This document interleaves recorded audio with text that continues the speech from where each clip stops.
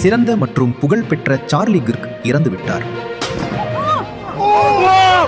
அமெரிக்காவில் உள்ள இளைஞர்களின் இதயத்தை சார்லியை விட வேறு யாரும் புரிந்து கொண்டிருக்கவில்லை. அவர் அனைவராலும் நேசிக்கப்பட்டு போற்றப்பட்டார். அவருக்கு வயது 31. 1993 பிறந்த கிர்க் 2010களில் சமூகத்தின் பால் ஈர்க்கப்பட்டு கிர்க் டர்னிங் பாயிண்ட் USA-வின் இணை இயக்குனராக முக்கியத்துவம் பெற்றார். ஊடகங்கள் மற்றும் அரசியல் செயல்பாட்டில் அவரது அபரிமிதமான பணி கூடுதலாகவே இருந்தது. 2021 கிர்க் முன்னாள் மிஸ் அரிசோனா USA போட்டி வெற்றியாளர் எரிகா பிரான்ஸை மணந்தார். இந்த தம்பதியருக்கு 2 குழந்தைகள்.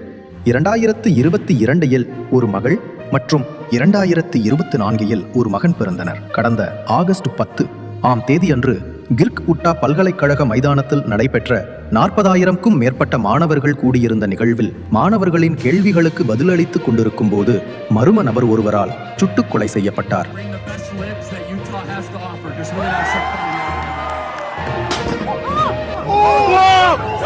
அந்த நிகழ்வில் அவரது மனைவியும் 2 குழந்தைகளும் பங்கேற்றிருந்தனர்.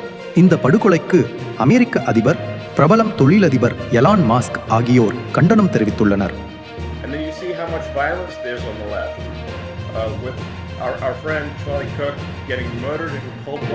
இது அமெரிக்கா மக்களுக்கு மிகப்பெரிய அதிர்ச்சியை ஏற்படுத்தியுள்ளது.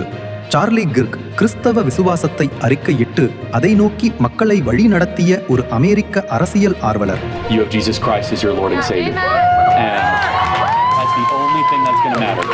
ஓரின சேர்க்கை போன்ற நவீன நாகரீக பழக்கங்களை ஆதரிக்கும் புதுமைவாத உலக அரசியல்வாதிகளுக்கு மத்தியில் BBC போன்ற தொலைக்காட்சிகளால் பழமைவாத கருத்துக்களை பகிர்பவர் என்று குற்றம் சாட்டப்படக்கூடிய சார்லி கிர்க் அவர்கள் கிறிஸ்துவினுடைய வார்த்தைகளை ஆணித்தரமாக பிரசங்கிப்பதிலும் தன்னுடைய விசுவாசத்தை அறிக்கை இடுவதிலும் கடவுளுடைய பரிசுத்த ஒழுங்குக்கு விரோதமாய் செயல்படக்கூடிய தவறான பாலியல் ஒழுக்க கேடுகளை விமர்சித்து everyone in the LGBTQ+ community. You should never affirm the struggle. You should try to break free of the struggle, and only Christ Jesus is able to do that. Thank you so much for your time today. Can I get thank you. That? Yes, thank you. Yes, let's go. Thank you. Thank you.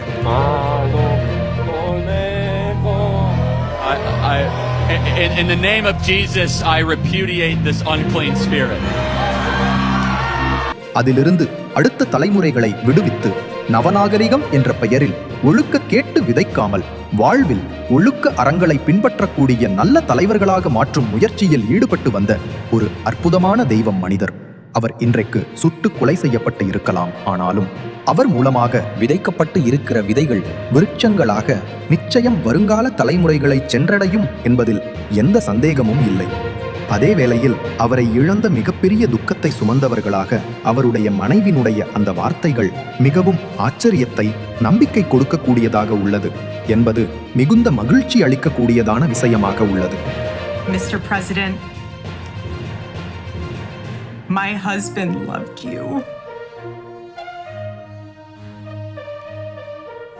And he knew that you loved him too.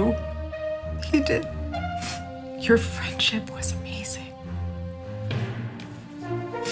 You supported him so well, as did he for you. அவர் மரிக்கவில்லை, விதைக்கப்பட்டுள்ளார். மரணம் ஒரு பொழுதும் முடிவு அல்ல. மரணமே உன் கூர் எங்கே? பாதாளமே உன் ஜெயம் எங்கே?